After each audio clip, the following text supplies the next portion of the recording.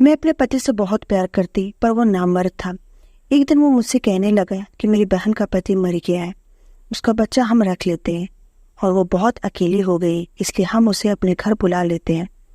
अपने पति की इस बात पर मुझे कोई इतराज नहीं था, मैं ये बात मान गई। लेकिन एक दिन मेरी हैरत की इंतहा ना रही जब बच्चे की टांग पर एक अजीब सा निशान था और वही निशान मेरे पति के भी टांग पर था। फिर एक रात जब मेरा पति अपनी बहन के कमरे में गया तो उन दोनों को देखकर मेरे पैरों तले से जमीन निकल गई, क्योंकि वो दोनों तो मैं अपने माँ बाप की इकलौती बेटी थी। भगवान ने हमें सब कुछ दिया था। हमारा कपड़ों का बहुत बड़ा कारोबार था, हमारी कई फैक्ट्रियाँ चलती थी। मेरे पापा का कोई बेटा नहीं था, इसलिए मैं अपने पापा के साथ काम में खुद ही हाथ बटाने लगी। मेरे हाथों में बरकत थी, मैं जिस चीज पर हाथ रखती, जो कारोबार करती, उसमें तरक्की ही तरक्की होती। मेरे पापा ने मेरे काम और मेरी किस्मत को देखते हुए सारे कारोबार को मेरे हवाले कर दिया और उनकी उम्र भी हो गई थी और वो खुद आराम करने के लिए अब घर पर ही रहने लगे। मुझे कारोबार संभालते हुए अभी 1 साल गुजरे थे कि मेरे मम्मी पापा का एक कार एक्सीडेंट में मौत हो गई।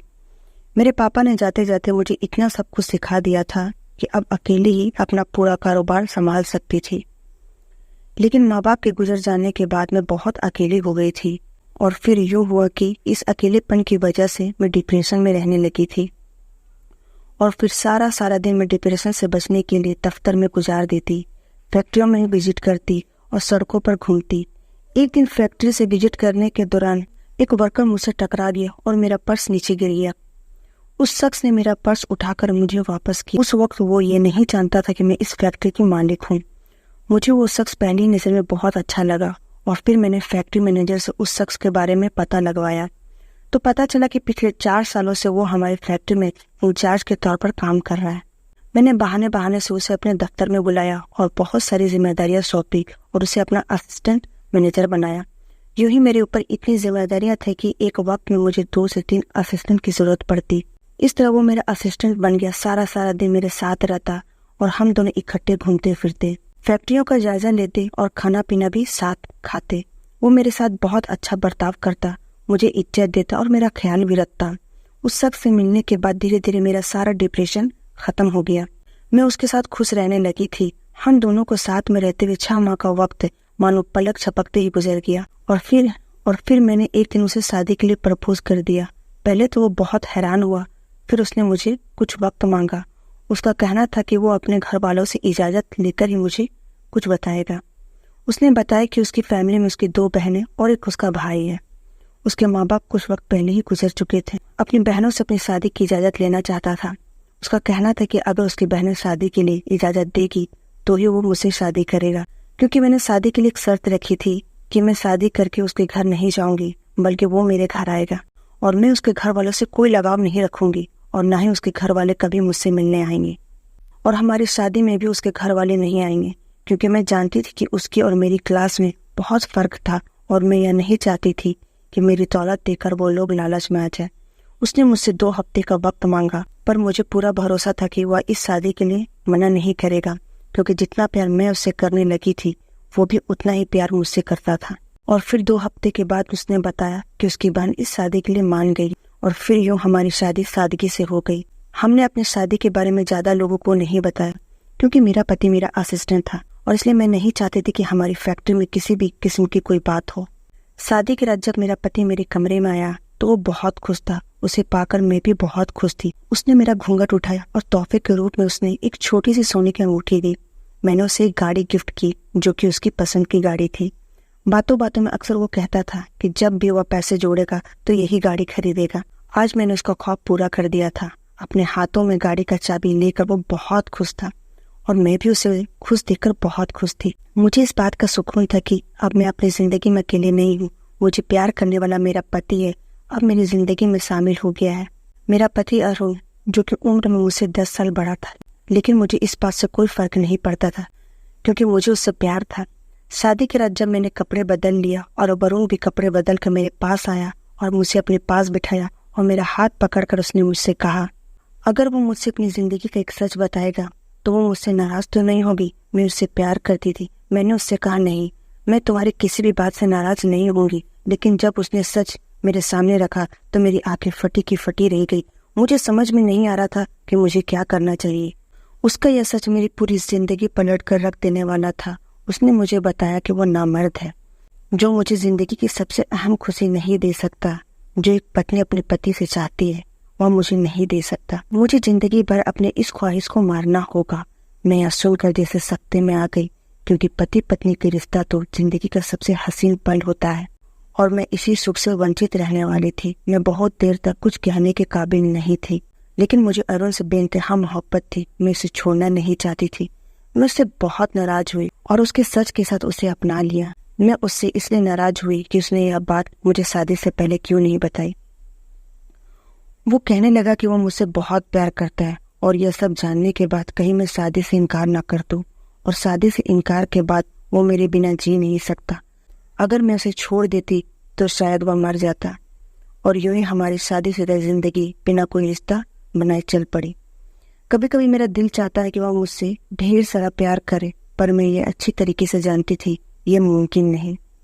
मुझे अपनी जिंदगी बहुत बंजर लगती। वो मेरे पास होकर भी मेरे पास नहीं होता। मैं उसके सामने तड़पती रहती, लेकिन वो बेबस था। कभी कभी मुझे लगता था कि मैंने अपने साथ बहुत गलत किया है, लेकिन अरुण की मोहब्बत मुझ पर हावी हो जाती। उसका सुलूक मेरे साथ बहुत अच्छा था। वो मेरी बहुत इज्जत करता था, वो मेरा ख्याल रखता। सबसे बड़ी बात, मेरे माँ बाप के जाने के बाद उसने मुझे उनकी कमी कभी महसूस नहीं होने दी। हमारी शादी को धीरे धीरे करके 1 साल गुजर गए। मैं यह नहीं जानती थी कि हम हमेशा बेऔलाद रहेंगे, क्योंकि मेरा पति नामर्द है। एक दिन मैंने अरुण से बात की, हम कोई बच्चा गोद ले लेते जिससे हमारी जिंदगी में खुशियां आ जाएगी। लेकिन अरुण ने हमेशा यह कहकर मना कर दिया कि हम किसी दूसरे के बच्चे को गोद नहीं ले सकते, और मैं हमेशा उसके फैसले के आगे हार मान जाती। अब मेरा सारा कारोबार अरुण देखने लगा था। मैंने काफी प्रॉपर्टी अरुण के नाम कर दी थी। मेरी जिंदगी में मेरा वही सबसे अपना था। कभी कभी मुझे अपनी जिंदगी में बच्चे की कमी इस कदर महसूस होती कि मैं रोने लग जाती। अरुण मेरा रोना देखकर परेशान हो जाता और मुझे तसल्लियां देता कि भगवान ने हमारी किस्मत में अगर औलाद दी होगी तो जरूर मिल जाएगी, और उसकी यह बात सुनकर मैं सब्र कर लेती। हमारी शादी के 1.5 साल बाद अरुण ने मुझे बताया कि उसकी बहन का पति मर गया है। उसकी बहन के हालात बहुत खराब हैं और वो बहुत मुश्किल से अपने बच्चे के साथ गुजारा कर रही है। इस बात पर मैंने वरुण से कहा कि हम तुम्हारी बहन की मदद कर सकते हैं, तुम जो चाहो अपनी बहन को दे सकते हो। अरुण ने कहा कि मेरी बहन के पति को अचानक दिल का दौरा पड़ने से उनकी मौत हो गई। उनकी मौत के बाद उसके ससुराल वाले उसे अपने साथ रखने को तैयार नहीं है, इसलिए मेरी बहन अपने छोटे से बच्चे के साथ अकेले रहती, जबकि उसका बच्चा सिर्फ 2 महीने का है। और उसका यूं ही अकेला रहना ठीक नहीं, क्योंकि उसके मोहल्ले वाले तरह तरह की बातें करते हैं। उसने मुझसे कहा कि अगर मैं इजाजत दूं तो वो अपनी बहन का बच्चा लेकर मेरी गोद में डाल देगा, और यूं हम बे औलाद भी नहीं रहेंगे, और मेरी बहन को इस घर में एक कोने में जगह दे देंगे। वो हमारी सेवा भी करेगी और यह सुरक्षित भी रहेगी। बच्चे के नाम पर तो जैसे मेरे अंदर नई जिंदगी ने जन्म लिया, और मैंने बिना कुछ जाने समझे, बिना कुछ पूछे वरुण को इजाजत दी थी। मैं अपना अधूरापन मिटाना चाहती थी। पति के नामर्द होने पर बिल्कुल मुरझा सी गई थी।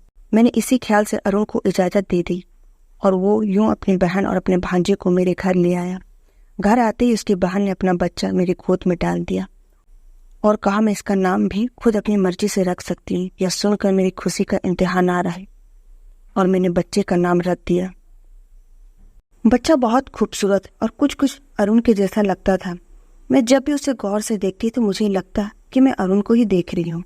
मैं अक्सर अरुण से कहती कि तुम्हारा भांजा तुम पे बहुत मिलता है। वह हंसकर मेरी हाँ में हाँ मिला देता। बहुत खुशी से बच्चे की देखभाल करने लगी। मैं सारा दिन बच्चे में ही व्यस्त रहती। मैंने अपने कारोबार से भी दूरी बना ली थी। अब सब कुछ अरुण के हाथ में था। मैं जानती थी कि अरुण मेरे कारोबार को बहुत अच्छे से संभाल सकता है। वह घर आता तो यह देखकर खुश हो जाता कि मैं बच्चे में मगन रहती और उसी के साथ खेलती। मुझे बच्चे के साथ बिजी देखकर वह अपनी बहन के साथ जाकर बैठ जाता। उसकी बहन भी उसके साथ वक्त गुजारती। क्योंकि मुझे बच्चा मिल गया था और मुझे उन दोनों भाई बहनों का एक साथ वक्त गुजारना बिल्कुल भी बुरा नहीं लगता। अब तो अक्सर अगर रात में बच्चा रोने लगता तो मैं वरुण से कहती तुम दूसरे कमरे में जाकर सो जाओ, क्योंकि सुबह तुम्हें ऑफिस जाना है। तो वो अपनी बहन के कमरे में ही चला जाता और वहीं सो जाता। मैं रात भर बच्चे को संभालती, इसलिए सुबह मुझे नींद आती रहती। जब भी वक्त मिलता मैं सो जाती।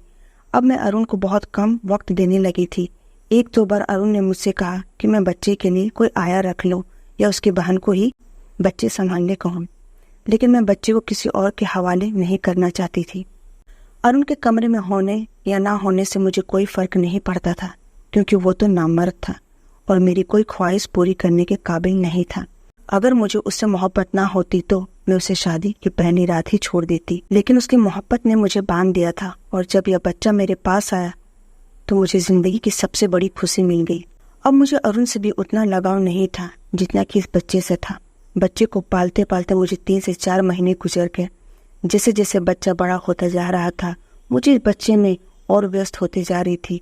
अब मुझे अरुण से भी उतना लगाव नहीं था जितना इस बच्चे से था। बच्चे को पालते पालते मुझे 3 से 4 महीने गुजर गए। जैसे जैसे बच्चा बड़ा होते जा रहा था, मैं इस बच्चे में और व्यस्त होते जा रही थी। अब मैं अरुण को बिल्कुल भी वक्त नहीं दे पाती। मेरा सारा वक्त बच्चे में ही लग जाता। अरुण भी मुझसे कोई शिकायत नहीं करता। अरुण दफ्तर से आता तो अपनी बहन के साथ बैठ जाता। वह दोनों एक साथ वक्त गुजारते और मैं भी यही चाहती थी कि अरुण मेरे और मेरे बच्चे के बीच ज़्यादा ना आए, क्योंकि यह सच था कि अरुण से ज़्यादा मुझे इस बच्चे से मोहब्बत हो गई थी और इसलिए मैंने वकील से कहकर कानूनी कागजात बनवा लिए थे, जिसमें मैंने इस बच्चे को कानूनी तौर पर गोद ले लिया था। अब अरुण की बहन मुझसे यह बच्चा वापस नहीं ले सकती थी। मैंने अरुण को बिना बताए एक दिन बहाने से उसकी बहन से यह कहकर दस्तखत करवा लिया कि मैं इस बच्चे के नाम पर कुछ प्रॉपर्टी खरीद रही हूँ। मुंह से यह सुनकर अरुण की बहन बहुत खुश हो गई थी और उसने बिना कागजात पढ़े ही दस्तखत कर दिए और यह बच्चा अब कानूनी तौर पर मेरा हो गया था, जिससे उसकी माँ भी अब उससे वापस नहीं ले सकती थी। एक दिन बच्चे को नहलाते वक्त मेरी नजर उसके पाँव पर पड़ी तो मैंने देखा वहां पर कुछ नीले रंग का उभरा हुआ निशान था। मुझे यह देखकर हैरत हुई, क्योंकि मेरे पति और उनके पाँव पर भी बिल्कुल ऐसा ही निशान था। क्योंकि अब बच्चा बड़ा हो रहा था तो यह निशान वक्त के साथ साथ साफ दिखाई दे रहा था। बहुत देर तक मैं यह सोचती रही कि किसी बच्चे का उसके मामा से पैदाइश निशान कैसे मिल सकते हैं। फिर मैंने सोचा, जिस तरह ये बच्चा शक्ल में अपने मामा जैसा है तो हो सकता है यह पैदाइशी निशानी भी उसके मामा जैसा ही हो। पर जो भी था, लेकिन मेरा यह दिल कह रहा था कि कुछ तो बात है जिससे मैं बेखबर हूँ। मैं जानना चाहती थी कि इस बच्चे का बाप देखने में कैसा था, क्योंकि अरुण की बहन अरुण से बिल्कुल अलग थी। जब से मैंने बच्चे के पाँव में यह निशान देखा था, मेरे दिल में एक अजीब सी बेचैनी थी। जाने क्यों मेरा यह दिल कहता था कि यह बच्चा अरुण का है। एक दिन मैं रात के वक्त जब बच्चे का दूध लेने किचन की तरफ जा रही थी तो ना जाने किस ख्याल में मैं अरुण के बहन के कमरे की तरफ बढ़ गई। लेकिन जैसे ही मैं दरवाजे तक पहुंची, यह देखकर हैरान रह गया कि दोनों एक दूसरे में मगन थे। कमरे का दरवाजा पूरी तरीके से बंद नहीं था और मुझे उन दोनों की झलक नजर आ रही थी। अरुण की बहन की आवाजें मुझे साफ सुनाई दे रही थी। वह अरुण से कहने लगी, पहले दरवाजा तो लॉक करो, कहीं तुम्हारी दूसरी बीवी यहाँ पर आ गई तो वो जान जाएगी कि तुम नामर्द नहीं बल्कि तुम में तो मर्दानगी कूट कूट कर भरी है। यह कहकर वो हंसने लगी। इस बात पर अरुण ने कहा, उस बेवकूफ को इतनी फुर्सत कहाँ कि वो यहाँ पर आए। वह तो हमारा बच्चा लेकर दिन रात उसी के पीछे लगी रहती है, जैसे कि वो बच्चा उसी ने पैदा किया हो। एक बात तुम जानती हो, वह मेरे साथ को पाने के लिए बहुत तड़पती है, पर मैं तुम्हारी मोहब्बत में इतना सच्चा हूँ कि उसकी तरफ दिखता भी नहीं। और मैंने इस तरह दुनिया की सारी खुशियाँ तुम्हारे कदमों में रख दी। तुम छोटी छोटी चीजों को तरसती थी, अब देखो इतने बड़े बंगले में कैसे शान से रहती हो। हमारा बच्चा भी अच्छी जिंदगी जी रहा है और तुम्हें उसे संभालना भी नहीं पड़ता। फ्री में आया भी मिल गई है और हमारी किस्मत भी संवर गई है। तुम यूं ही मुझे उसे शादी करने के लिए रोक रही थी। मैंने कहा था ना कि वो अनाथ है, जिसका इस दुनिया में कोई नहीं, वो सिर्फ मोहब्बत की भिखारन है। मैंने जरा सा उसका साथ क्या दिया कि उसने सारा कारोबार ही मेरे हवाले कर दिया। तुम्हारा पति बॉस है बॉस, सभी मेरे आगे पीछे घूमते हैं और वो औरत मेरी मर्दानगी के बगैर ही मुझसे चिपकती रहती।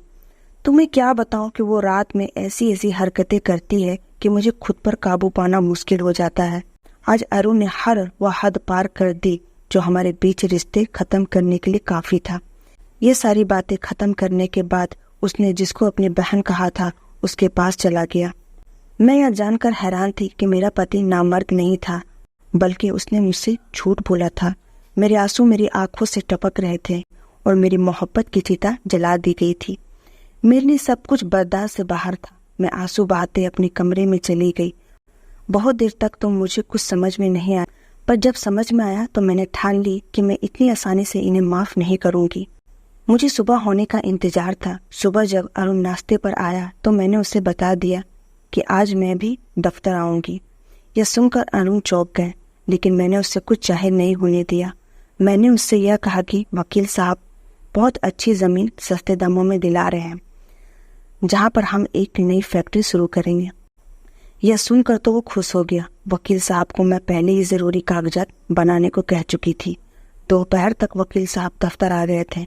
मैंने कागजात अरुण के सामने रख दी और कहा, इस पर दस्तखत कर दो। उसने हैरानी से मुझे देखा तो मैंने उसे बताया कि यह ज़मीन मैं तुम्हारे नाम खरीद रही हूँ।